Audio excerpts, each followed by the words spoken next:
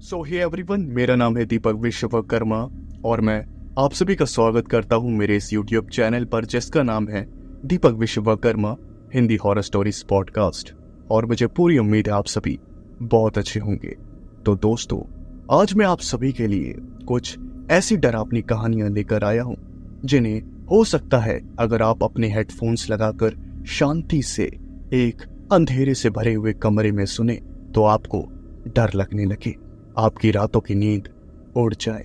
और ये सारी कहानियां हैं ट्रक ड्राइवर्स की जो महीनों तक अपने घर से दूर रहते हैं, लंबे लंबे सफरों को तय करते हैं और अजीबोगरीब रास्तों से होकर गुजरते हैं। और उन्हीं रास्तों पर उनके साथ घटती हैं कुछ ऐसी डरावनी घटनाएं जिन्हें अपनी पूरी जिंदगी में भी भूल पाना एकदम नामुमकिन होता है।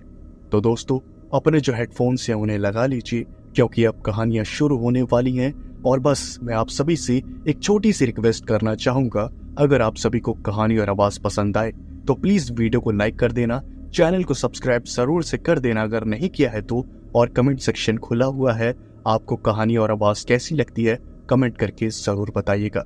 तो चलिए शुरू करते हैं बिना किसी देरी के। कहते हैं कि किसी भी पेड़ के नीचे कभी भी पेशाब नहीं करना चाहिए, और मैं तो कहता हूं पेड़ के नीचे कोई गलत काम करना ही नहीं चाहिए। अब आप सोचेंगे आखिर मैं ये बातें क्यों बोल रहा हूं, तो मैं आपको बता दूं, मेरा सीधा सा जवाब है क्योंकि मैं ये गलती करने का जो परिणाम है उसे भुगत चुका हूं। बहुत सारे ऐसे पेड़ होते हैं जिनमें देवताओं का वास होता है और हमारे हिंदू धर्म में इस चीज के बारे में अच्छे से बताया गया है। लेकिन बहुत सारे ऐसे भी पेड़ होते हैं जिन्हें बुरी शक्तियां अपना घर बनाकर रखती हैं, और जब भी हम किसी के घर के आगे कुछ भी गलत करते हैं तो उसका नतीजा हमें भुगतना ही पड़ता है। मेरा नाम विक्रम है, मैं एक ट्रक ड्राइवर हूं। तकरीबन 5 साल पहले की बात है। मुझे उस वक्त शराब पीने की बहुत गंदी लत लग चुकी थी। मुझे जब भी कोई भी सामान डिलीवर करने का काम मिलता तो वो काम मैं अपने हाथ में तो ले लेता, लेकिन लॉन्ग रूट पर हमेशा रात के समय ड्रिंक करके ट्रक को चलाता। ट्रक चलाते चलाते मुझे जब भी नींद आती तो मैं फिर से शराब पीता, और ये जो मेरी शराब की लत थी वो मुझे धीरे धीरे मौत के नजदीक लेकर जा रही थी। लेकिन मुझे कहाँ अकल थी, मुझे इन सब चीज़ों की कोई अकल नहीं थी। मैं तो यही सोचता था कि मुझे क्या ही हो सकता है, मैं इतना फिट हूँ, इतना हेल्दी हूँ, इतना ताकतवर हूँ, आखिर मेरे शरीर को क्या ही नुकसान पहुँचेगा इस शराब से। और यही बकवास भ्रम पालकर मैं रोज़ जब भी लॉन्ग रूट के लिए निकलता था तो शराब पी लेता था। अक्सर रास्ते में पुलिस की नाकाबंदी होने के कारण मैं रास्तों को बदल दिया करता था और ऐसे रास्तों की तलाश में रहता था जहां से निकलना आसान हो और वहां पर पुलिस वालों का कोई डर भी ना हो। एक बार मैं कैसे ही रूट पर निकला हुआ था। रूट बहुत ज्यादा लंबा था, पंजाब से दिल्ली तक का। मैं आधे रास्ते तक तो ड्राइव करते हुए सही सलामत पहुंच गया था, लेकिन एक बीच रास्ते में मुझे पुलिस वाले नजर आए, और वो पुलिस वाले जितने भी ट्रक गुजर रहे थे सबकी तलाशी ले रहे थे और साथ ही साथ ड्राइवर से भी बातचीत कर रहे थे। अब मुझे ट्रक की तलाशी देने में तो किसी भी तरह की कोई प्रॉब्लम नहीं थी, लेकिन मैंने उस समय भी शराब पी रखी थी, और अगर पुलिस वालों को पता चल जाता कि मैंने शराब पी हुई है तो पक्का मेरी नौकरी जाती और मेरे हाथों में हथकड़ियां बन जाती। और इसी डर से मैंने रास्ता जो था वो बीच में ही चेंज कर दिया। जहां वो पुलिस वाले नाकाबंदी करके खड़े थे, वहीं से थोड़ी देर पहले एक कट था। मैंने उसी कट की ओर ट्रक को मोड़ दिया और ये भी नहीं देखा आखिर रास्ता कैसा है।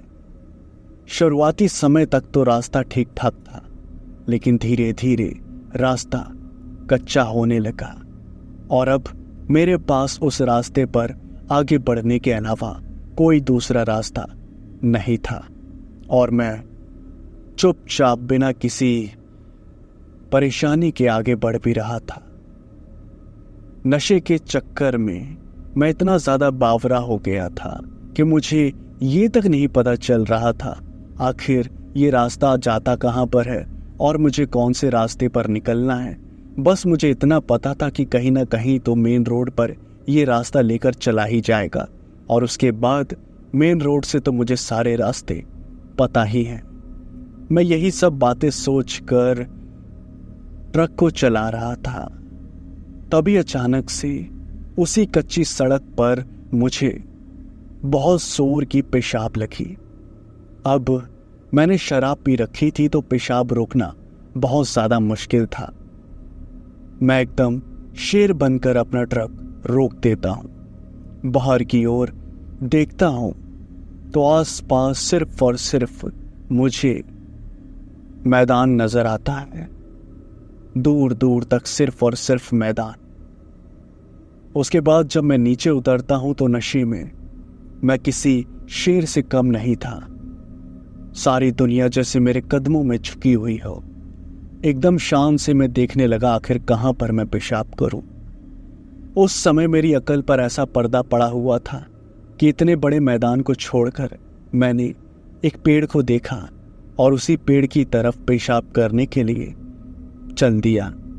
और उसके बाद बिना कुछ सोचे समझे ही ना ही मैंने ये देखा आखिर पेड़ किस चीज का है, ना ही आसपास कुछ देखा। बस पैंट की जिप खोली और वही पेड़ के नीचे पेशाब करने लगा। अब मैं शांति से हल्का हो रहा था। मुझे इस बात का जरा सा भी अंदाजा नहीं था आखिर थोड़ी देर बाद क्या होने वाला है मेरे साथ। तभी यकीन मानिएगा, पेशाब करते करते मेरे कंधे बहुत ज्यादा भारी हो गए, इतने ज्यादा कि मेरा खड़ा होना मुश्किल हो गया। मैं अपने पैरों पर खड़ा तक नहीं हो पा रहा था। मुझे ऐसा लगा जैसे मेरे शरीर पर किसी ने बहुत वजन ऊपर से डाला हो और इसलिए मैं बस जैसे तैसे खड़ा होने की कोशिश कर रहा था। जब मैं लड़खड़ाकर जमीन पर 2-3 बार गिरा तो मेरे घुटनों पर चोट भी आ गई और साथ ही साथ कोहनी भी छिल गई। लेकिन नशे में धुत मुझे कहाँ किसी चीज का कोई असर होने वाला था। मुझे ऐसा लग रहा था कि ये सब मुझे नशे की वजह से महसूस हो रहा है और इसलिए जैसे तैसे मैं पीछे मुड़कर अपने ट्रक की तरफ आने लगा। तभी अचानक से जब मैं ट्रक के अंदर बैठने ही वाला था, तभी मैंने ध्यान दिया मेरे ट्रक की जो हेडलाइट थी, जो जली हुई थी, वो अपने आप बंद हो गई और वहां उस पूरे इलाके में दूर दूर तक रोशनी का नामो निशान नहीं था। ट्रक की हेडलाइट बंद होते ही वो पूरा इलाका एकदम बहुत ज्यादा डरावना हो गया। उस अंधेरे से भरे मैदान और उस डरावने से पेड़ के ऊपर जब मेरी नजर गई तो मेरा जो नशा था वो धीरे धीरे उतरने लगा। मेरे माथे पर पसीना आ गया और जैसे तैसे मैं लड़खड़ाते हुए ट्रक के अंदर बैठा। मैंने ट्रक की लाइट्स को ऑन करने की कोशिश करी और 2-3 कोशिशों के बाद भी मेरे ट्रक की जो लाइट्स थी वो ऑन नहीं हुई। उसके बाद जब मैं ट्रक की लाइट्स को ऑन करने की कोशिश कर रहा था, तब मैंने ट्रक के सामने एक काली सी परछाई जैसी चीज को देखा। ऐसा लग रहा था जैसे परछाई हम दीवारों पर, जमीन पर देखते हैं, वैसे ही वो परछाई मुझे खड़ी हुई नजर आ रही थी अपने दोनों पैरों पर।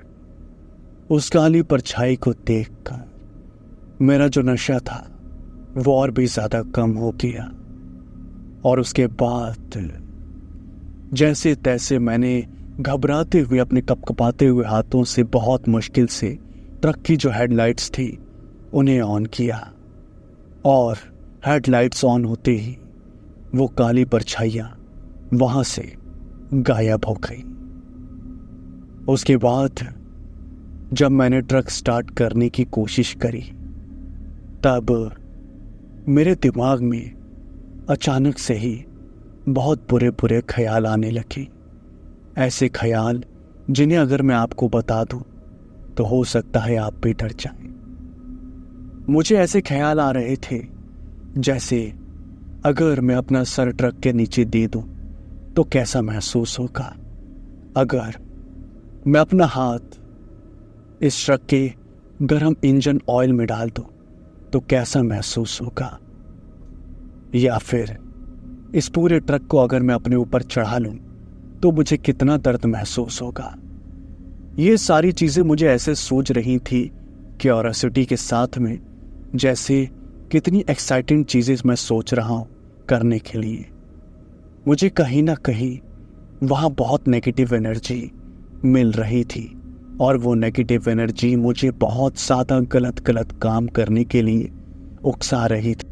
बहुत मुश्किल से ट्रक स्टार्ट हुआ और मैं घबराते हुए ट्रक को वहाँ से लेकर जाने लगा। मुझे एक अजीब सी बेचैनी वहाँ पर जकड़ रही थी, और तभी अचानक से मेरे बाल किसी ने पीछे से बहुत जोर से खींचे और मुझे बहुत तेज दर्द हुआ। मैंने चिल्लाते हुए पीछे मुड़कर देखा तो आखिर भला मेरे पीछे कौन ही होगा। मेरे पीछे कोई नहीं था। मैं कुछ समझ पाता उससे पहले ही किसी ने मेरे मुंह पर एक जोरदार चाटा भी मार दिया, और उस चाटे की जो आवाज थी वो मुझे साफ साफ सुनाई पड़ी थी। अब मुझे ये समझ नहीं आ रहा था कि आखिर उस इलाके में मैं अपना ट्रक लेकर अकेला हूं, तो आखिर मेरे बाल किसने खींचे और चाटा किसने मारा। जब मेरे साथ ऐसी चीजें होने लगी तब मेरा जो नशा था वो एकदम गायब हो गया, और अब मेरी पहले से ज्यादा हालत खराब होने लगी। पहले तो नशे में होने के कारण मैं इन सब चीजों को जैसे तैसे झेल रहा था, लेकिन जब खौफ से मेरा नशा ही गायब हो गया तब तो मैं एकदम भीगे हुए चूहे की तरह बन गया था। और उसके बाद मेरे हाथ स्टीयरिंग व्हील पर रखते ही कांपने लगी थी, और मुझे बहुत ज्यादा डर लग रहा था। बहुत मुश्किल से मैंने ट्रक को उस जगह से निकाला और मेन रोड पर पहुंचा। कई किलोमीटर आगे जाने के बाद जब मेरा ट्रक मेन रोड पर फिर से आ गया और मैंने वहां की चहल पहल देखी, आसपास गाड़ियां आते जाते देखी, लोगों को आते जाते देखा, तब जाकर मेरी जो जान थी वो नॉर्मल हुई। डरते डरते बहुत मुश्किल से सुबह मैंने वो सामान जो था उसे डिलीवर किया, और उसके बाद में मेरी जो जिम्मेदारी थी वो कंधों से उतर गई। लेकिन उस दिन के बाद से कभी मेरे कंधे जो थे वो हल्के हुए ही नहीं। जब भी मैं रात को सोते समय लेटूं तो मुझे अपने आप ही मेरे कंधे भारी भारी महसूस होने लगी, जैसे मेरे कंधों पर कोई बहुत ही वजनीय आदमी बैठा हो। और ये बहुत ज्यादा दर्दनाक था मेरे लिए। पूरा दिन मैं एकदम स्वस्थ रहूं, एकदम हेल्दी, लेकिन रात होते ही जब भी मैं अपने बेड पर लेटूं तो मुझे हमेशा मेरे कंधे भारी लगे, मुझे दर्द महसूस हो। और सबसे भयानक बात तो ये थी कि मेरे कंधों पर ऐसे निशान बन गए थे जैसे मेरे कंधों पर कोई बैठा हो। धीरे धीरे मेरा शरीर कमजोर होने लगा। मैं पतला होने लगा, मेरा वजन गिरने लगा। मुझे उन भारी कंधों की धीरे धीरे आदत होने लगी। मेरा शरीर एकदम बर्बाद होता जा रहा था। मेरे जितने भी अपने फैमिली मेंबर्स थे वो मेरा शरीर देखकर हैरान थे कि आखिर इसे क्या हो गया है। अभी कुछ ही दिनों तक तो ये पूरा हेल्दी था, अब इसका वजन कैसे इतना कम हो गया, ये इतना पतला क्यों हो गया है? कहीं शराब पीने की वजह से कुछ किडनी वगैरह तो फेल नहीं हो गई? ये सारी चीज़ें मेरे परिवार वाले सोच रहे थे, लेकिन इतना कमज़ोर होने का कारण मुझे खुद भी नहीं पता था। बस जो कुछ भी मेरे साथ हो रहा था उन सब चीज़ों को तो मैं किसी के साथ शेयर भी नहीं कर सकता था। आखिर कौन यकीन करेगा कि मुझे मेरे कंधे 24 घंटे भारी लगते हैं। धीरे धीरे और समय बीता।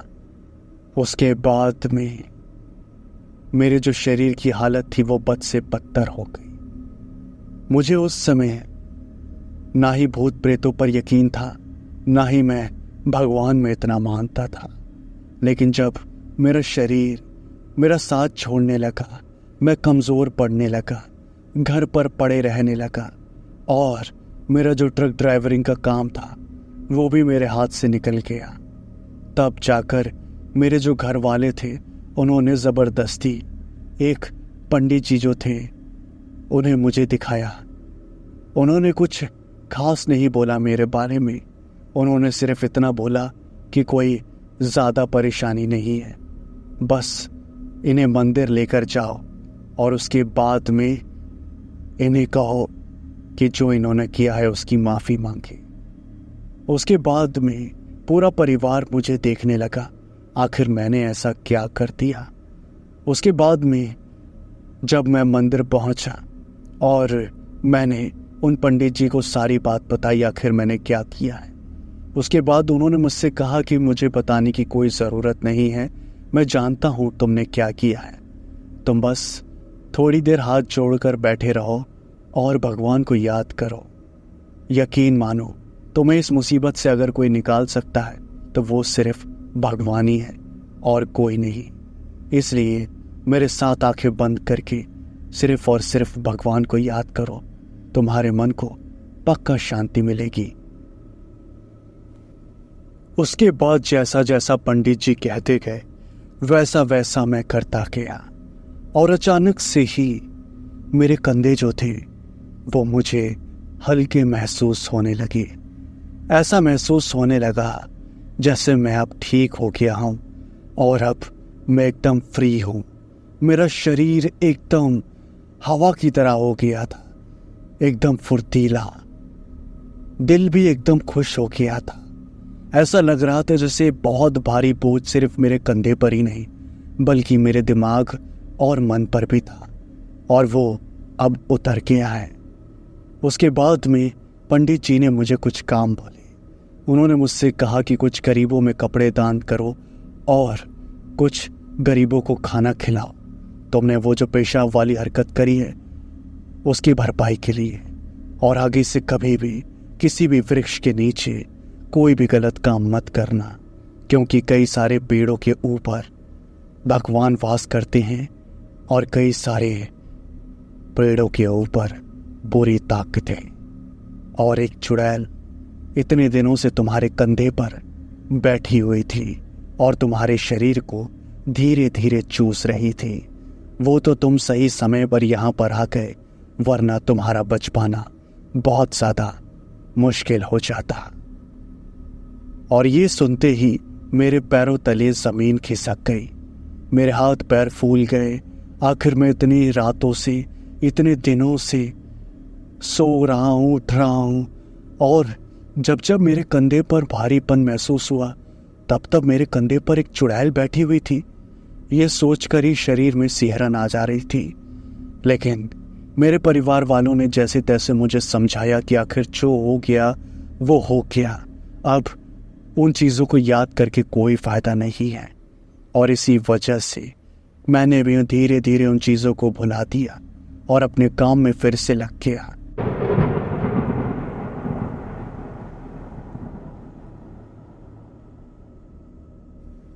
मेरा नाम महिपाल है और मैं एक ट्रक ड्राइवर हूँ। मेरे साथ मेरा एक चेला काम करता है जिसका नाम प्रताप है। हम दोनों को काम करते हुए काफ़ी साल का समय बीत गया है और आज मैं आप सभी को हम दोनों के साथ घटी हुई एक बेहद ही डरावनी घटना के बारे में बताने वाला हूँ, जिस पर मुझे और प्रताप को ही यकीन है।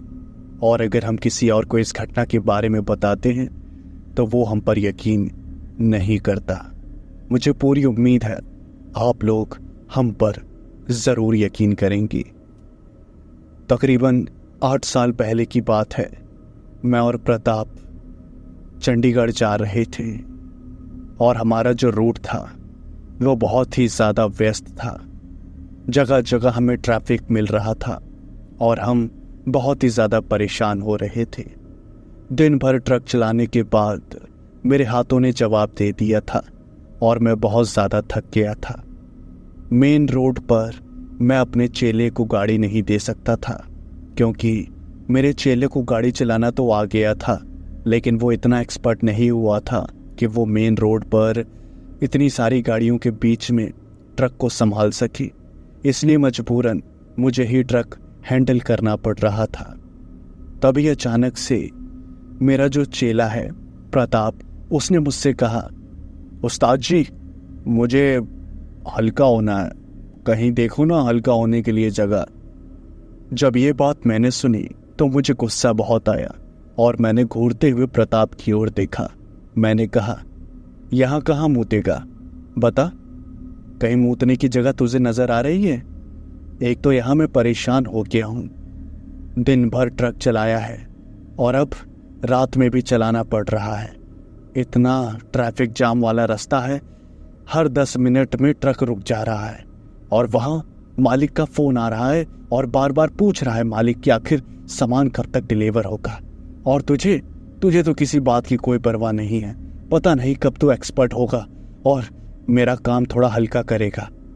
उसके बाद प्रताप ने कहा, अरे उस्ताद, अब ट्रक चलाना कोई मिठाई खाने के बराबर थोड़ी है कि मुंह में एकदम पट्टे से डाल के खा लिया। टाइम लगता है उस्ताद, आप फिलहाल अभी कहीं देखो, मेरे को हल्का होना है। उसके बाद मैंने गुस्सा होते हुए कहा, देख अभी यहाँ पर ट्रक नहीं रुकेगा, बहुत मुश्किल से यहाँ तक पहुँचे हैं और अगर तू चला गया और यहाँ पर पीछे से लोगों ने हॉर्न बजाना शुरू कर दिया ना तो मेरी और मुसीबत बढ़ जाएगी। इसलिए थोड़ा कंट्रोल कर। यहाँ से 10 किलोमीटर आगे एक ढाबा है, वहाँ पर टॉयलेट है, वहाँ पर कर लियो, ठीक है? उसके बाद क्या था, मेरा जो चेला था प्रताप, उसका मुंह एकदम खुला का खुला रह गया और उसने कहा, क्या कहा आपने उस्ताद जी? 10 किलोमीटर बाद? अरे उस्ताद जी क्यों मार रहे हो मुझे गरीब को? उस्ताद जी मेरे बस की नहीं है 10 किलोमीटर तक रोकना। अगर आप बताओ कोई जगह देख रहे हो तो बताओ, वरना फिर मैं यहीं बोतल में करता हूँ। बोतल कहाँ है? उसके बाद मैंने कहा, चुप, बकवास बात करता, बोतल में करेगा, पानी किसमें पियेंगे? करना और कहीं का, चल चुपचाप बैठा रहा, अभी रुक, कहीं पर जगह देखते हैं। उसके बाद प्रताप हंसने लगा और उसने कहा, अच्छा हुआ आपने मेरी बात मान ली, वरना मुझे बोतल पता है कहाँ रखी हुई है। उसके बाद क्या था, मजबूरी में अब मैंने एक जगह पर ट्रक को रोक दिया और मैंने कहा, जा फटाफट भाग और हल्का होकर आ, यहाँ पर ढेर सारे पेड़ हैं, यहाँ कहीं पर भी हल्का हो जा। उसके बाद मैंने अपना जो फ़ोन था उसे देखा, रात के 1 बजे हुए थे और जिस जगह मैंने अपने चेले प्रताप को भेजा था उस जगह पर कई सारे पेड़ थे घने घने और एक कच्चा रास्ता था। वहाँ पर हल्का होना बिल्कुल ठीक लग रहा था मुझे, इसलिए मेरा जो चेला था प्रताप वो नीचे उतर गया और उस कच्चे रास्ते की ओर निकल पड़ा। उसके बाद मैं प्रताप का वेट करने लगा, आखिर वो कब हल्का होकर आएगा, और उतने में मैंने अपना फ़ोन देखना शुरू कर दिया। अब 5 मिनट बीत गए, 10 मिनट बीत गए, प्रताप वापस नहीं आया और मैं सोच में पड़ गया आखिर प्रताप कहाँ गया। मैंने अपना फ़ोन जो था वो निकाला और अपने प्रताप चेले को जो है फ़ोन मिला दिया। जैसे ही फ़ोन की घंटी बजी तो उसका जो फ़ोन था वो ट्रक में ही था और मैंने भी बोला, अरे यार कैसा बेवकूफ़ है, फ़ोन ट्रक में छोड़ गया, अब पता नहीं क्या कर रहा है। अब यहाँ पर ट्रक को छोड़कर अंदर जाऊँ और पीछे से कोई गाड़ी आ जाए तो मुसीबत हो जाएगी। पता नहीं क्या कर रहा है। अब जिस जगह पर मैंने ट्रक को रोका हुआ था वो एक रोड थी और वहाँ से गाड़ियाँ जा रही थी, आ रही थी, लेकिन कम गाड़ियाँ आ जा रही थी। इतनी कोई प्रॉब्लम वाली बात थी नहीं। लेकिन अब कुछ पता नहीं होता सड़कों पर कब जाम लग जाए। अगर मैं अपना ट्रक छोड़कर उस कच्चे रास्ते की ओर चल दूं और मेरे पीठ पीछे कोई गाड़ी वाला कुछ कर दे तो बहुत रिस्की था। इसलिए मैंने सोचा कि चलो 5-10 मिनट और वेट कर लेते हैं, मेरा चेला प्रताप आ ही जाएगा। धीरे धीरे 10 मिनट और बीत गए और अब मुझसे रहा नहीं जा रहा था। मैंने सोचा कि चलो छोड़ो, पता नहीं चेले को क्या हो गया, सबसे पहले उसे देखना ज़रूरी है, जो भी होगा देखा जाएगा। और उसके बाद मैं तुरंत ट्रक से उतरा। मैंने ट्रक का दरवाज़ा बंद किया और उस कच्ची सड़क के ऊपर चलने लगा। अब आगे चलते चलते मैंने प्रताप को ढूंढना शुरू किया। अब वहाँ पर कई सारे पेड़ थे, पूरा जंगलनुमा रास्ता था, तो पता नहीं था कि आखिर प्रताप हल्का होने के लिए कहाँ गया है। इसलिए मैं बार बार आवाज़ लगा रहा था, प्रताप, प्रताप कहाँ है? प्रताप, ओ प्रताप कहाँ है? मेरे बार बार आवाज़ लगाने के बाद भी प्रताप का कोई सामने से जवाब नहीं आ रहा था और ये बात बहुत चिंताजनक थी। अब मुझे अपने चेले प्रताप की चिंता बहुत ज़्यादा सताने लगी थी। मुझे डर लगने लगा था कि कहीं कुछ उसके साथ गलत वगैरह तो नहीं हो गया, कहीं उसे चोर डकैत तो नहीं मिल गए। मेरे मन में बहुत बुरे बुरे ख्याल जो थे वो आने लगे और मेरा जो मन था वो घबराने लगा। मैं प्रताप को ढूंढ ढूंढ के थक गया था। तभी अचानक से मुझे कुछ भारी भरकम चीज़ ज़मीन पर गिरने की आवाज़ सुनाई दी और उस आवाज़ को सुनकर मैं उसके पीछे भागा। जैसे ही मैं थोड़ा सा आगे और बढ़ा तो मैंने देखा प्रताप एक बहुत ही अजीब से डरावने से पेड़ के नीचे बेहोशी की हालत में पड़ा हुआ है और तुरंत मैं भागता हुआ उसकी तरफ गया। मैंने देखा कि उसका मुंह गीली मिट्टी पर था, जिसका साफ मतलब था कि उस मिट्टी पर उसने पेशाब किया था और उसी पेशाब वाली मिट्टी पर उसका जो मुंह था वो पड़ा हुआ था, वो अपने पेशाब पर ही गिर गया था।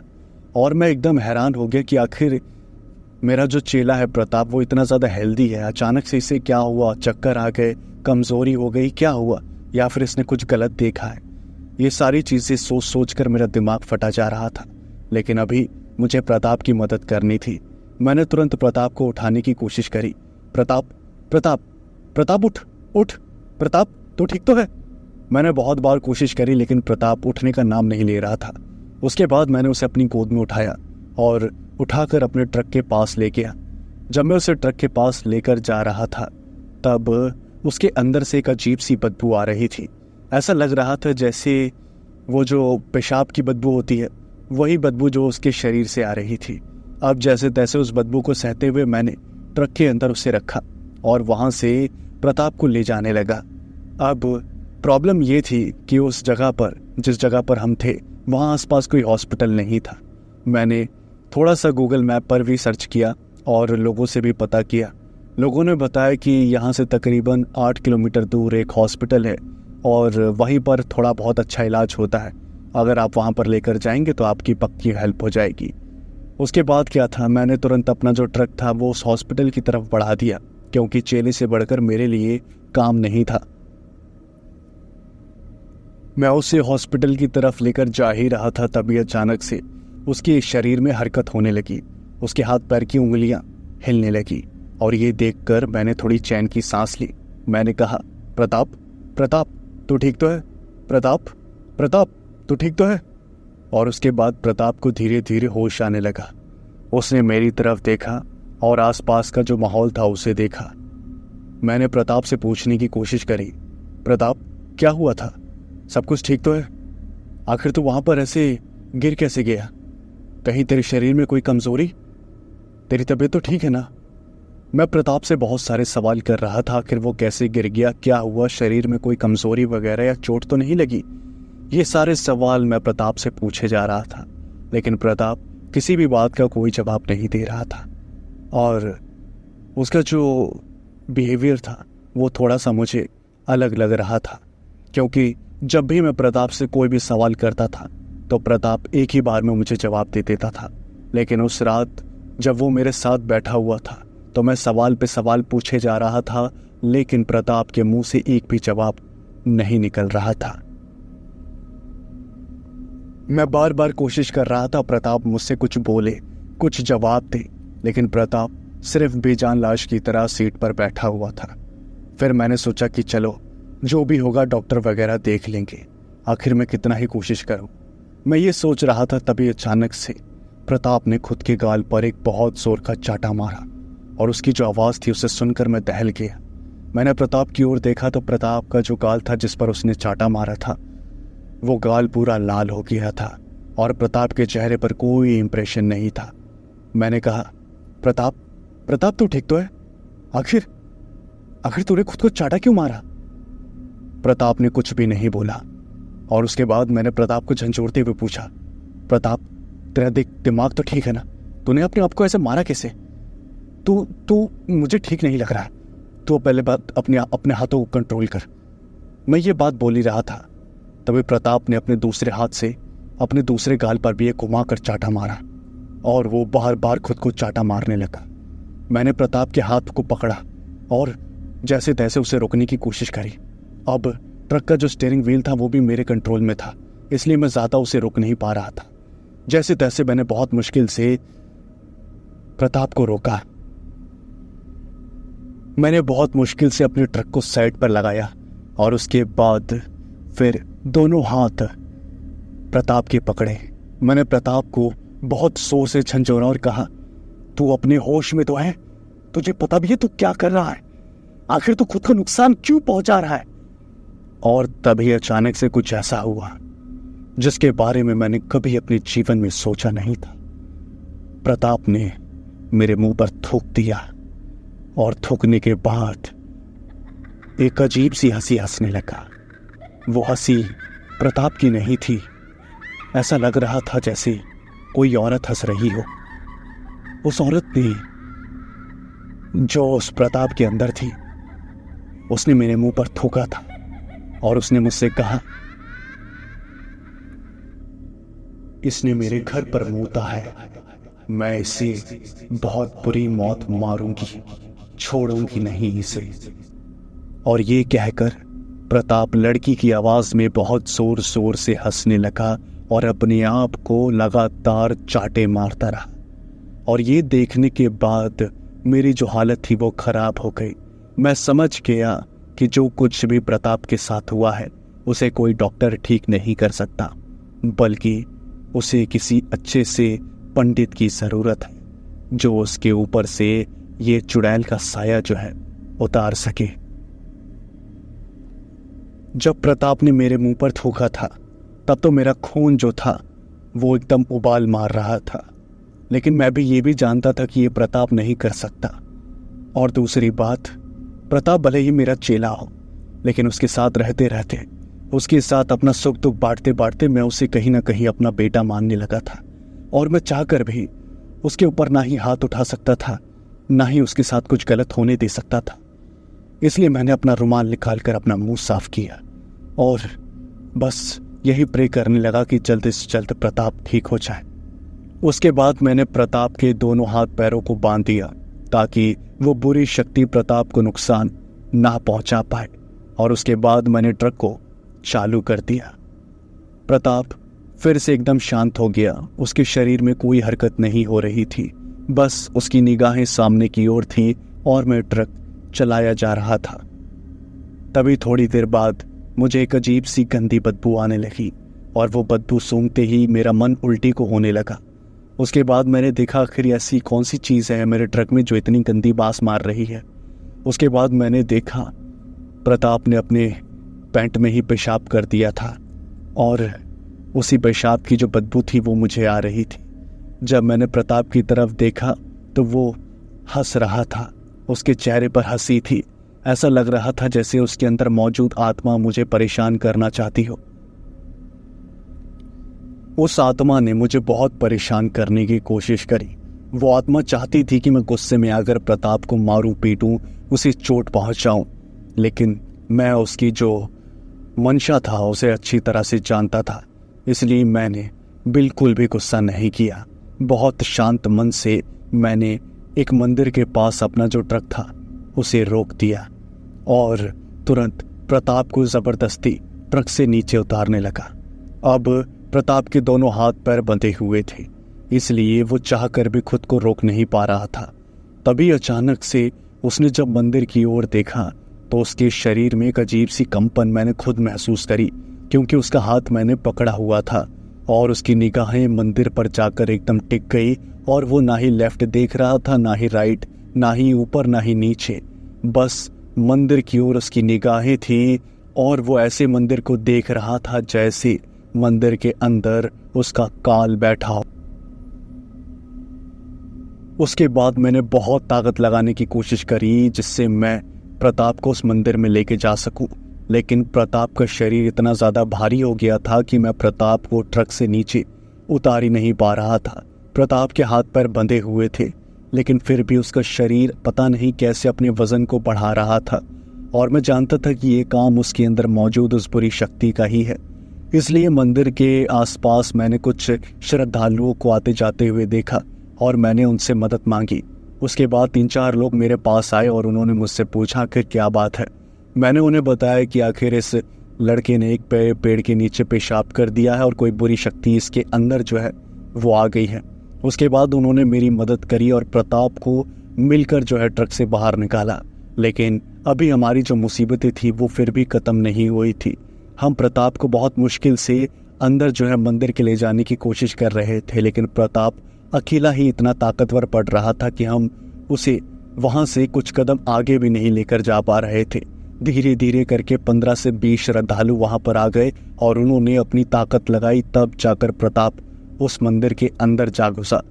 उसके बाद जब वहाँ मंदिर के अंदर प्रताप दाखिल हुआ तब वो पागलों की तरह उछलने कूदने लगा और चिल्लाने लगा जैसे उसे बहुत तेज दर्द हो रहा है और उसे कोई मार पीट रहा है।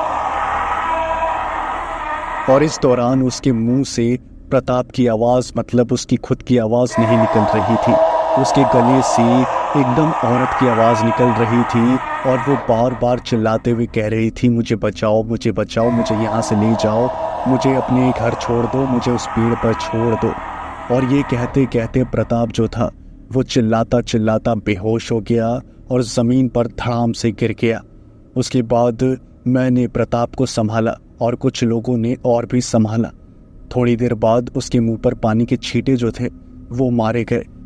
जब प्रताप बेहोश हो गया तब एक गंगा जल का जो लोटा था वो वहाँ का एक श्रद्धालु लेकर आया और उसमें से कुछ पानी की छींटे प्रताप के मुंह पर मारी गई और उसके बाद प्रताप धीरे धीरे होश में आने लगा। उसके बाद जब गंगा जल के कुछ छींटे जो है उसके मुंह पर पड़े तब जाकर वो होश में आया और मैंने उससे पूछा, आखिर भाई कुछ याद है, क्या हुआ था क्या नहीं? तो उसने बहुत घबराते हुए कहा, उस्ताद जी आपने मुझे कहाँ भेज दिया था? जब मैं हल्का होने के लिए एक पेड़ के नीचे पहुंचा और हल्का हो रहा था तब हल्का होने के दौरान तो मुझे कुछ महसूस नहीं हुआ, लेकिन जब मैंने अपनी चैन बंद करी और वहाँ से जा रहा था तभी मेरी नज़र उस अजीब से पेड़ पर गई और मैंने देखा कि एक औरत जिसका पूरा शरीर सफ़ेद है और उसने काली साड़ी पहनी हुई है, उसकी पूरी आंखें काली हैं और पूरा शरीर सफ़ेद, वो उस पेड़ की डाली पर बैठी हुई थी। उसके चेहरे पर एक डरावनी सी स्माइल थी और वो मुझे देखकर मुस्कुरा रही थी। वो इतनी ज़्यादा दिखने में डरावनी थी कि मैं चीखना चाहता था, लेकिन मैं चीख नहीं पाया और वहाँ से भागने की कोशिश भी करना चाहता था, लेकिन भाग नहीं पाया। और तभी अचानक से वो मेरे ऊपर कूद गई। उसके बाद क्या हुआ मुझे कुछ याद नहीं, मुझे कुछ याद नहीं, मुझे कुछ याद नहीं। उसके बाद क्या था, मैंने प्रताप को जैसे तैसे शांत किया और मंदिर में हाथ जोड़े। उसके बाद पंडित जी ने कुछ प्रसाद जो था वो मुझे दिया और प्रताप को भी दिया। हम दोनों ने प्रसाद ग्रहण किया और आगे का जो रास्ता है वो अच्छे से बीत जाए यही कामना करी। उसके बाद मैं और प्रताप वापस आ गए और आगे रास्ते के लिए निकल गए। प्रताप का शरीर बहुत कमज़ोर हो गया था। काफ़ी दिनों तक मैंने उसे बहुत खूब खिलाया पिलाया, तब जाकर वो इस हादसे से रिकवर हो पाया। लेकिन आज भी मुझे वो डरावनी रात अच्छे से याद है। आखिर कैसे मैंने ना चाहकर भी प्रताप के हाथ पैरों को बांधा था, क्योंकि वो अपने आप को बहुत बुरी तरह से चाटे मार रहा था, अपने आप को नुकसान पहुंचा रहा था। और साथ ही साथ जब वो उस औरत की आवाज़ में हंसता था, रोता था, तब तो मेरी आत्मा जो है वो बाहर शरीर से बस निकल ही जाती थी। बस मैं अब यही प्रार्थना करता हूँ कि बस आप कभी भी किसी भी पेड़ के नीचे कोई भी गलत काम ना करें, क्योंकि पेड़ों पर या तो भगवानों का वास होता है या तो बुरी ताकतों का, जो आपको तुरंत मार भी सकती हैं और मौत से बदतर जिंदगी भी दे सकती हैं।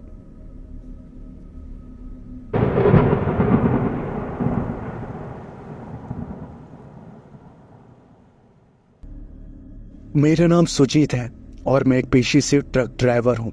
आज मैं आप सभी को अपने साथ घटी एक बेहद ही डरावनी घटना के बारे में बताने वाला हूँ।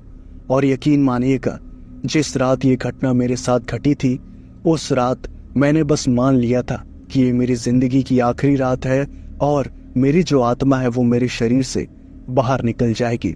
वो तो ऊपर वाले का आशीर्वाद आप कह सकते हैं कि मैं आज सही सलामत हूँ और अपने परिवार का पालन पोषण कर रहा हूँ।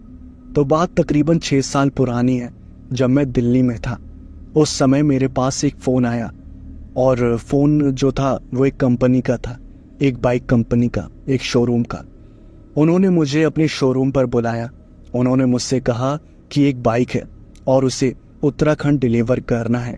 जब मैंने ये बात सुनी तब मैंने बाइक वगैरह देखी। बाइक बहुत ज़्यादा महंगी थी, 10 लाख की थी। उसके बाद कंपनी वालों ने कहा कि इस बाइक को अगर आप सही सलामत उत्तराखंड पहुंचा सकते हैं तो आपको बहुत अच्छे पैसे मिलेंगे। उसके बाद मैंने जो है सोचा थोड़ी देर, क्योंकि ये काम बहुत ज़्यादा रिस्क का था। 10 लाख की बाइक कोई मामूली बात नहीं होती। अगर थोड़ा सा भी डेंट वगैरह, स्क्रैच वगैरह आ जाता ले जाने में तो मेरी तो शामत आ जाती। अब उस समय मेरी मजबूरी बहुत ज़्यादा थी, क्योंकि मैं गांव से हाल ही फिलहाल में लौटा था और जेब बहुत ढीली थी। इसलिए मैंने सोचा कि चलो कुछ नहीं से अच्छा कुछ होता है, और मैंने पैसों के लिए उस काम को पकड़ लिया। उन्होंने बाइक जो थी वो पूरी सेफ्टी के साथ मेरे ट्रक में लोड करवा दी, और वो जो मालिक था बाइक का, जिसने बाइक खरीदी थी, उसका नंबर जो था वो मुझे थमा दिया। मैंने फ़ोन करके बात करी कि आपका गांव कहाँ पड़ेगा, उत्तराखंड में कहाँ आना है, तो सारी चीज़ें उसने बताई। अब उसने ये तो बताया कि उसका गांव जो है वो उत्तराखंड में है, लेकिन उसने एक ऐसे इलाके का नाम बताया जो बहुत ज़्यादा अजीब था। अब समय ज़्यादा होने की वजह से मुझे वो नाम याद भी नहीं, लेकिन इतना है कि वो जो गांव है वो दिखने में बहुत ज़्यादा सुंदर है और वहाँ तक पहुँचने में एकदम दिमाग जो है वो खराब हो जाता है, और बहुत सारे पहाड़ी रास्ते, जंगलनुमा रास्ते परेशान करके रख देते हैं। चलिए अब मैं आगे बताता हूँ घटना में क्या हुआ था। अब मैंने ये काम पैसों की ज़रूरत के कारण अपने हाथ में तो ले लिया था, लेकिन जब मैं ट्रक के अंदर बैठा तो मुझे एक अजीब सी घबराहट हो रही थी, क्योंकि पहली बार मैं कोई इतनी नाजुक चीज़ जो है वो लेकर जा रहा था। लेकिन अब काम जो है वो हाथ में ले लिया तो करना ही पड़ेगा। उसके बाद मैं अपना ट्रक चलाने लगा और बजरंगबली का नाम लेकर ड्राइव करता रहा। ड्राइव करते करते कैसे कैसे घंटे बीत गए पता ही नहीं चला, और मैं उत्तराखंड पहुंच गया। उत्तराखंड पहुंचने तक कोई दिक्कत नहीं हुई, सब कुछ आराम से हुआ। ऐसा लग रहा था जैसे मैं फालतू में ही टेंशन ले रहा था। इतना तो आसान सा रास्ता है, आराम से जो है डिलीवर हो जाएगा और पैसे भी मिल जाएंगे। जब तक मैं दिल्ली में था और उत्तराखंड के अंदर एंटर हो रहा था तब तक मैं ये सब सोच रहा था, लेकिन जब मैं उत्तराखंड के अंदर एंटर हुआ तब धीरे धीरे जो है मेरा विश्वास जो था वो डगमगाने लगा, क्योंकि अब वहां पर पहाड़ी रास्ते जो थे वो शुरू हो गए थे। और पहाड़ी रास्ते ऐसे ऐसे कि अगर बगल में देखें तो सीधा खाई नजर आए और सामने रोड नजर आए। हल्की सी गलती और सीधा ट्रक जो है वो सीधा खाई के अंदर। अब मुझे तो आइडिया था कि पहाड़ी रास्ते होते हैं, मुश्किल होता है ट्रक चलाना, लेकिन इतना ज़्यादा मुश्किल होगा इस बारे में मुझे नहीं पता था। मुझे जो है बस संभाल के ट्रक चलाना था, और बहुत देर तक मैंने पहाड़ी रास्तों पर ट्रक चलाया। ट्रक चलाने के बाद जब मैं उत्तराखंड के अंदर एंटर हो गया था तब मैंने सोचा कि चलो एक बार फिर से मालिक से फ़ोन करके पूछ लूं कि आखिर अब आगे का थोड़ा बहुत रास्ता बताओ। उस समय मुझे गूगल मैप वगैरह भी देखना नहीं आता था, इसलिए मैं बस रास्ता पूछ पूछ कर ही आगे बढ़ता था। उसके बाद वो जो मालिक थे उन्होंने मुझे रास्ता वगैरह समझा दिया। अब मैं आपको गांव वगैरह का नाम नहीं बताऊंगा क्योंकि मैं नहीं चाहता किसी भी जगह की बदनामी हो, इसलिए मैं आपको आगे बताता हूँ क्या हुआ। अब रास्ता समझने के बाद मैं आगे के लिए निकल गया। उसके बाद प्रॉब्लम ये हुई कि मैंने पहाड़ी रास्ते तो क्लियर कर दिए थे, अब जंगलनुमा रास्ते जो थे वो अब शुरू हो गए थे। अब मैं उन्हीं रास्तों से होकर आगे बढ़ रहा था, लेकिन मुझे अब भूख लग रही थी। तकरीबन शाम के 7 बज चुके थे और अंधेरा होना शुरू हो गया था। अब मैं इस सोच में पड़ा था कि इस इलाके में ढाबा कहाँ पर मिलेगा, क्योंकि रोज जो है वो मैं ढाबे पर ही खाना खाता था। लेकिन इमरजेंसी के लिए मैंने अपने ट्रक में एक छोटा सा जो चूल्हा है और गैस जो है वो भी रखा हुआ है, क्योंकि मुझे पता है कौन सा रास्ता मिल जाए सफर करने के लिए कुछ भरोसा नहीं है। वहां पर ढाबा मिले ना मिले, और अगर मिले तो कैसा मिले, कुछ भरोसा नहीं होता। उसके बाद क्या था, अब मुझे भूख लग रही है। अब मैं इस उम्मीद में हूं कि कहीं अगर ढाबा मिल जाए तो मैं खा लूं, मुझे बनाने की जरूरत ना पड़े। अब यही सब सोचकर मैं आगे बढ़े जा रहा था। अब जो जंगलनुमा जो रास्ता था वो खत्म हुआ और थोड़ी बहुत दुकानें जो थी वो वहां पर आ गई। थोड़ा सा मेन इलाका था जहां पर लोग रहते थे। अब मैंने सोचा कि यहाँ पर कोई ना कोई ढाबा होगा, इसलिए मैंने अपना ट्रक जो था वो साइड में लगा दिया और ट्रक से उतरा। मेरी जो टांगे थी वो एकदम बैठे बैठे जो है अकड़ सी गई थी, इसलिए मैं थोड़ा बहुत वॉक करने लगा ताकि शरीर थोड़ा सा सही हो पाए। उसके बाद आसपास देखा कि कहीं ढाबा हो, और मैंने आसपास पूछा भी कि भाई बताओ ढाबा वगैरह है कहीं पर, तो सबने बताया कि भाई ढाबा वगैरह तो यहाँ पर नहीं है। अब मैं पूरा निराश हो गया कि आगे का रास्ता तय करना है। अब लगता है कि खुद ही कुछ बनाना पड़ेगा, लेकिन खुद कुछ बनाने के लिए भी तो कुछ ना कुछ चाहिए, सब्जी वगैरह कुछ चाहिए। अब मैं सोच में पड़ा हूं कि आखिर मुझे क्या करना है। अब उस इलाके में मैं इधर से उधर घूम रहा हूँ। जो दुकानें थी वो नॉर्मल जनरल शॉप्स थी जिसमें चीज़ वगैरह मिलती है बच्चों के लिए, घर के सामान वगैरह मिलते हैं, किराने वगैरह जो नॉर्मल जनरल शॉप होती है वही सारी थी। कोई भी ऐसा रेस्टोरेंट टाइप का कुछ था नहीं। अब इधर से उधर भटकते भटकते मैंने एक चिकन शॉप देखी। अब मेरे मुंह में पानी आ गया, क्योंकि मुझे बचपन से ही जो है वो चिकन खाना बहुत ज़्यादा पसंद है। अब चिकन शॉप मैंने देखी तो मेरे दिमाग में आया क्यों ना चिकन ले लेते हैं, गैस और चूल्हा अपने ट्रक में पड़ा ही हुआ है, क्यों ना सारा सामान वगैरह लेके चिकन वगैरह बनाकर खाया जाएगा। अब मेरे दिमाग में यही आया। फिर मेरे को तकरीबन 10 मिनट लगा सब कुछ सोचने में। फिर मैंने कहा चलो यही करते हैं, और उसके बाद मैंने चिकन शॉप से चिकन खरीदा और जो जनरल शॉप थी वहाँ से मसाले वगैरह खरीदे, और वहीं पास में एक सब्जी की रेहड़ी भी थी, वहाँ से सब्जियाँ भी मैंने खरीद ली। उसके बाद सारा सामान लेकर मैं ट्रक में बैठ गया। थोड़ा सा 5 मिनट अपने दिमाग को आराम दिया और फिर से ट्रक लेकर आगे की ओर निकल गया। अब जब मैं उस मेन जगह से निकला जहाँ पर लोगों की बसावट थी, तब उसके बाद से फिर से जंगलनुमा रास्ते जो थे वो शुरू हो गए। अब मुझे बहुत लंबा रास्ता तय करना था, तो मुझे भूख लग रही थी, इसलिए मैंने सोचा कि चलो थोड़ा बहुत बना लेता हूँ खाने के लिए, उसके बाद में आगे का रास्ता तय किया जाएगा। अब मैंने जिस रास्ते पर अपना ट्रक रोका वहां पर गाड़ियां जो थी वो बहुत आ रही थी जा रही थी, और रोड जो था वो थोड़ा कम चौड़ा था, इसलिए बार बार पीछे से लोग हॉर्न बजा रहे थे। मैंने सोचा कि चलो किसी सुनसान इलाके में रुकेंगे जहाँ कोई परेशान ना करे, इसलिए मैंने वहां से अपना ट्रक जो था वो आगे की ओर बढ़ा लिया। उसके बाद तकरीबन 10 या 15 किलोमीटर आगे जब मैं आया, तब वहां पर एक सुनसान सा इलाका जो था वो मुझे मिल गया।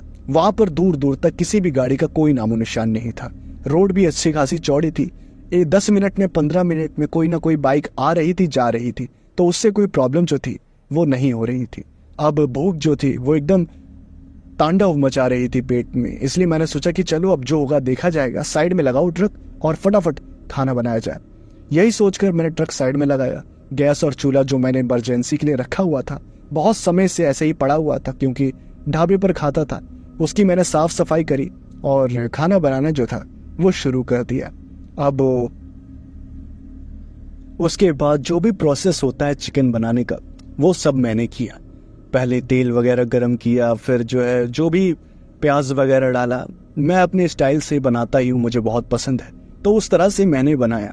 उसके बाद में मैंने चिकन को थोड़ी देर पकने के लिए छोड़ दिया। अब मेरा जो मन था वो खुश हुए जा रहा था कि चलो अब दबा के खाया जाएगा, क्योंकि सुबह का निकला हुआ था दिल्ली से और पेट में कुछ गया नहीं था, भूख बहुत जबरदस्त लगी थी। उसके बाद चिकन बन रहा था, बहुत मेहनत के बाद चिकन जो था वो बनकर रेडी हो गया। वहीं दूसरी तरफ मैंने जो है एक पतीले में चावल भी रखे हुए थे। उसके बाद जब सब कुछ बन गया तो मैंने एकदम दबा कर खाया बिना किसी दिक्कत के, और उसके बाद जो है वो असली तकलीफें जो हैं वो शुरू हो गई। पूरा चिकन मैं खा नहीं पाया, इसलिए मैंने सोचा कि चलो आगे रास्ते में खा लेके थोड़ा पेट में जगह बन जाएगी, इसलिए मैंने चिकन को रख दिया। और खाने के बाद जो है वो मुझे नींद आने लगी। नींद वो भी ऐसी कि बस आंखें जो है वो खुल ही नहीं रही थी। मैं जबरदस्ती आंखों को जो है खोल कर रख रहा था और ट्रक को ड्राइव कर रहा था। उसके बाद में मेरे से बस ट्रक चलाया नहीं गया, खा लिया था, पेट फुल था, नींद आ रही थी। फिर मैंने सोचा क्यों ना अपना जो कीपैड फोन है उसमें 1 घंटे का अलार्म लगा लूं और कहीं साइड में ट्रक लगाकर अंदर से दरवाजे वगैरह लॉक करके सो जाऊं। अब यही सोचकर मैंने ट्रक को जो साइड में लगा दिया और मैं सो गया। अब जब मैं सो रहा था तब एकदम अच्छी नींद आ रही थी, तभी अचानक से मुझे बदबू जैसी कुछ चीज महसूस होने लगी। मुझे अचानक से बदबू आने लगी और ठंडा एकदम ऐसा लगने लगा जैसे मुझे किसी ने फ्रिज में डाल दिया हो। तापमान में अचानक से गिरावट के कारण और बदबू के कारण मेरी जो आंखें थी वो खुल गई और मैंने देखा कि मेरा जो ट्रक का दरवाजा था साइड वाला वो अपने आप ही खुल रहा था, और वो भी एकदम धीरे धीरे। अब मेरी आंखें जो थी वो एकदम अचरज में पड़ गई, क्योंकि मैंने दरवाजा जो था ट्रक का वो अंदर से लॉक किया था और अंदर से दरवाजा खुल कैसे गया, अब मुझे यही समझ नहीं आ रहा था। अब मेरी जो नींद थी वो अचानक से उड़ सी गई और मैंने आसपास देखा तो वहां पर कोई भी नहीं था, बस एक अजीब सी अनजान बदबू और ठंड मुझे परेशान कर रही थी। उसके बाद जब मैंने ट्रक का दरवाजा बंद करने की कोशिश करी तो ऐसा कुछ हुआ जिसके बारे में मैंने सोचा नहीं था।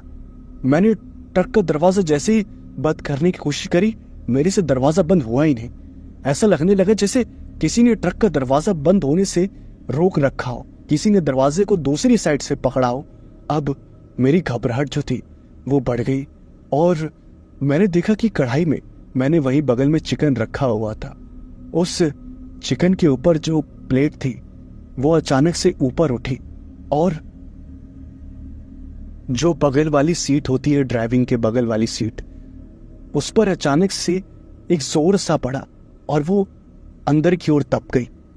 ऐसा लग रहा था जैसे उस सीट के ऊपर कोई बैठा हो और मेरी हालत बस खराब हो गई। उस पतीले से प्लेट अपने आप उड़कर एकदम मेरे मुंह पर आ गिरा और चिकन जो था वो अपने आप ही खत्म होने लगा। ऐसा लग रहा था जैसे हवा से ही कोई चिकन खा रहा हो, लेकिन मुझे नजर ना आ रहा हो। मैं ये भयानक नजारा देखकर एकदम पुतला बन गया था कि आखिर ये सब मेरी आंखों के सामने क्या हो रहा है। तभी अचानक से मैं जिस सीट पर बैठा था, ड्राइविंग सीट पर, उसके बगल वाला जो दरवाजा था वो तो मैंने बंद किया हुआ था। तभी शीशे पर किसी ने जोर से हाथ मारना शुरू कर दिया और उसके बाद मैं फिर से डर गया। मैंने उस साइड देखा तो वहां कोई भी नहीं था और हाथ जो था वो बार बार कोई मारे जा रहा था। अब उस इलाके से मुझे डर लगने लगा था, क्योंकि उस इलाके में सिर्फ और सिर्फ जंगल ही था और एक सीधी जाती सड़क। अब मेरी जो घबराहट थी वो इतनी ज्यादा हो गई कि मैंने कुछ भी नहीं सोचा और वो जो चिकन की जो कढ़ाई थी उसे मैंने ट्रक से बाहर फेंक दिया और दरवाजा बंद कर दिया। और यकीन मानिएगा, जब मैंने उस कढ़ाई को बाहर फेंका और ट्रक स्टार्ट करके मैं जैसे ही आगे बढ़ा तो वो जो अनजान सी बदबू थी जो मुझे परेशान कर रही थी और मुझे ठंड जो लग रही थी, वो दोनों चीजें गायब हो गई। और जब मुझे महसूस हो रहा था कि मेरे बगल वाली सीट पर कोई बैठा था, वो भी सीट एकदम नॉर्मल हो गई। अब मैं इतना ज्यादा घबराया हुआ था कि दिमाग काम नहीं कर रहा था। इन सारी घटनाओं का मेरे दिमाग पर कुछ इस कदर असर पड़ा था जिसकी वजह से मैं रास्ता फिर भूल गया था। मैंने फिर से बाइक का जो मालिक था उसे फोन किया और मैंने फिर से रास्ता जो था उससे समझा। तभी अचानक से जब मैं उससे रास्ता समझ रहा था, तभी सामने से आवाज आई, चिकन बहुत अच्छा था, बहुत अच्छा चिकन बनाता है तू। यह आवाज सुनकर मेरी जो पैंट थी वो मानो गीली हो गई और मैं ऊपर से नीचे तक सहर गया। मैंने पूछा, आप क्या बोल रहे हैं सर? मुझे कुछ समझ नहीं आया।